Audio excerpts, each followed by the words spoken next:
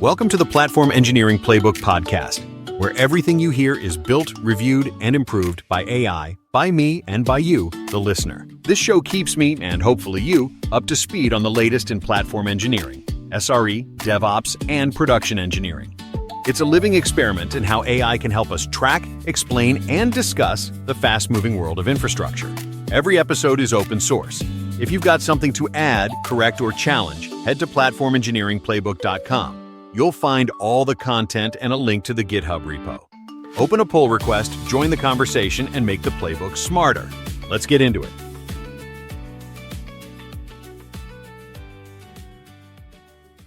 Today we're diving into a mystery that's costing companies millions and derailing careers. Why do 70% of platform engineering teams fail to deliver meaningful impact? We're talking about technically excellent teams with senior engineers, modern tools, executive buy-in, and yet 45% are disbanded within 18 months. It's wild. August 1st, 2012, 9:30 a.m., Knight Capital deploys new trading software. By 10:15 a.m., $440 million evaporated. The CEO later said, "We had the technology. We had smart people. What we didn't have was the right operating model." And that's the pattern we're seeing in 2025. These aren't startups with junior teams. These are Fortune 500 companies hiring senior engineers with $450,000 budgets. So what's actually going wrong? That's what we're going to solve today. We'll uncover 3 critical failures that predict disaster, and more importantly, give you 5 metrics that predict success with startling accuracy. Let's start with the financial stakes.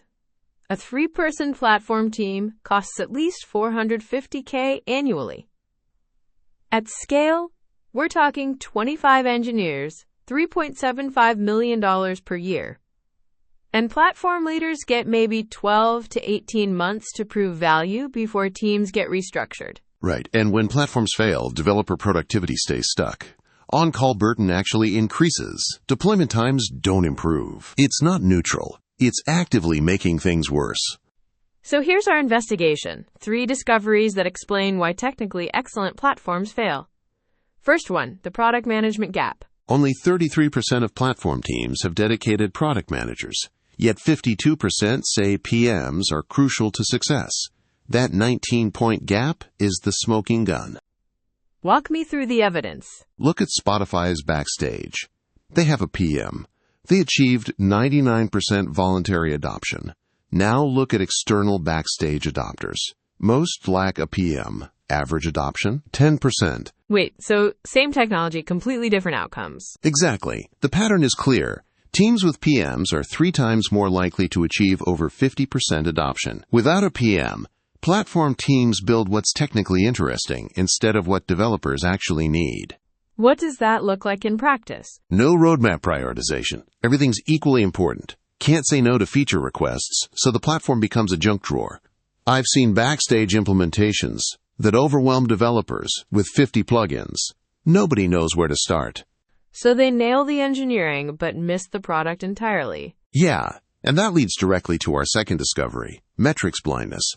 45% of platform teams don't measure anything meaningful. They can tell you uptime, but not whether developers are actually more productive. The 2024 DORA report had some shocking findings on this, right? Oh man, yeah. Platform teams decreased throughput by 8%, decreased stability by 14%. Platforms make things worse before they make them better, but teams without baselines never know if they've crossed into better territory. So what does this look like when you can't prove ROI? Real example, team builds a beautiful CI/CD pipeline, deploys it to production, can't prove it saved any time, gets cut in the next budget round. They claimed we saved 30% deployment time, but 30% of what? They never measured before. That's painful. What's the third discovery? The force adoption trap. Mandating platform adoption creates resistance, shadow IT, and developer resentment.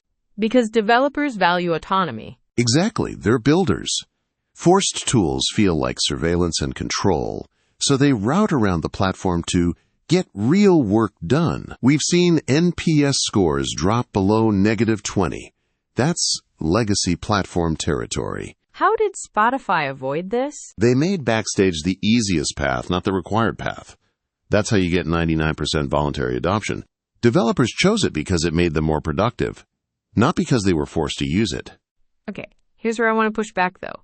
Surely the technical decisions matter, like choosing Backstage versus building something homegrown, or AWS versus bare metal. That's what everyone thinks. But look at the data. Teams succeed and fail with both approaches. You can fail spectacularly with Backstage. You can succeed with homegrown tools. The technology choice doesn't predict the outcome. So what does? Treating platform engineering as a product problem instead of an engineering problem. Hiring engineers when you need product managers. Measuring outputs like features shipped instead of outcomes like developer productivity. Building for hypothetical future scale instead of current pain points. The irony is brutal. The engineering is usually excellent. The platforms are technically sound. But nobody uses them, which brings us to the solution. The 5 predictive metrics. These predict success with remarkable accuracy. Let's go through them. Metric 1. Product manager exists. Binary, yes or no. If no, you're 3 times less likely to achieve 50% adoption. If yes, you can prioritize ruthlessly, say no strategically, build incrementally. Metric 2? Pre-platform baseline established. This is measured before platform work starts. Current deployment time, MTTR, time to onboard new engineers. Without this, you can't prove ROI, can't defend your budget. But with it, You can say, we reduced deployment time from 45 minutes to 6 minutes. Concrete, defensible value. Metric 3? Developer NPS. Over 0 is good. Over 20 is great.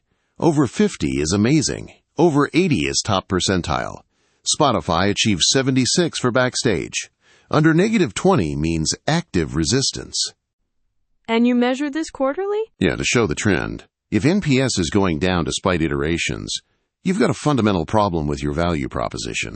Metric 4. Voluntary adoption over 50% within 12 months. Right, and forced adoption doesn't count. This measures whether developers choose the platform. The adoption curve typically looks like this. 0 to 6 months you get innovators, maybe 10 to 20% adoption. 6 to 12 months, you hit mainstream. That's when you should cross 50%. And if you're under 50% at 12 months? Something's fundamentally wrong. Time to reassess. Last one, metric 5. Time to first value under 30 days. From I want to try the platform to I got real value. 7 days or less is excellent. That's GitHub Actions territory. 30 days is acceptable. Gives teams a chance to prove ROI before losing attention. Over 30 days, platform's too complex. Okay, so we've got the 5 metrics. How do we use them? When should you actually build a platform team? Under 10 engineers. Don't. The overhead exceeds the benefits. Around 30 engineers, platform work becomes someone's full-time job. Consider 1 engineer. At 100 plus engineers, pain points justify a dedicated team. Start with 3 people, 1 PM, 2 engineers. And at scale? At 1,000 plus engineers, a full platform team of 15 to 25 can deliver 380% ROI. We're talking $18 million in value on a $3.75 million cost. Give me the first 90 days playbook. 1. Establish baselines. Deployment time, MTTR. Onboarding time. 2. Hire the PM before the second engineer. 3. Interview 10 plus developers. Find common pain points. 4. Build the smallest MVP that solves one pain point. 5. Find 2 to 3 pilot teams, early adopters willing to give feedback. 6. Measure NPS at 30 days. 7. Target under 30 days time to first value. 8. Track voluntary adoption weekly. What are the red flags to kill the project? NPS under 0 after 6 months, despite iterations. Under 10% adoption after 6 months. Can't establish a measurable baseline. Or the organization's under 100 engineers without acute pain. So coming back to our opening question, why do 70% of platform teams fail? It's not the technology. It's not. It's the absence of product thinking. It's metrics blindness, It's forcing adoption instead of earning it. Knight Capital had the technology and smart people. What they lacked was the operating model and the metrics. And the 5 metrics we covered. PM exists, baseline established, NPS over 20, voluntary adoption over 50%, time to value under 30 days. These are your early warning system. Right. Here's what you can do Monday morning. 1. Check if you have a PM. If no, that's your top priority. 2. Measure your current state. What's the deployment time, MTTR? Onboarding time? 3. Send an NPS survey to developers who've tried the platform. 4. Calculate time to first value. How long does it take a new team to get value? 5. Based on these 5 metrics, are you on track? If not, what changes by next quarter? The platforms that succeed aren't the ones with the best technology. They're the ones that measure the right things and treat platform engineering as a product discipline. The fundamentals remain constant, even as the landscape evolves. That's it for this episode of the Platform Engineering Playbook podcast. Every topic, transcript, and summary you just heard lives out in the open at platform-engineering-playbook.com, where anyone can suggest updates or add insights through GitHub. If you've got thoughts, fixes, or new ideas, open a PR. And if you enjoyed the episode, rate us on your favorite podcast platform. We're always shooting for 5 stars. While you're there, give the project a star on GitHub. It helps others find and contribute to the Platform Engineering Playbook. This podcast is generated by AI, reviewed by AI, me and you, a community of engineers keeping our craft sharp. Thanks for listening, and see you next time inside the Platform Engineering Playbook.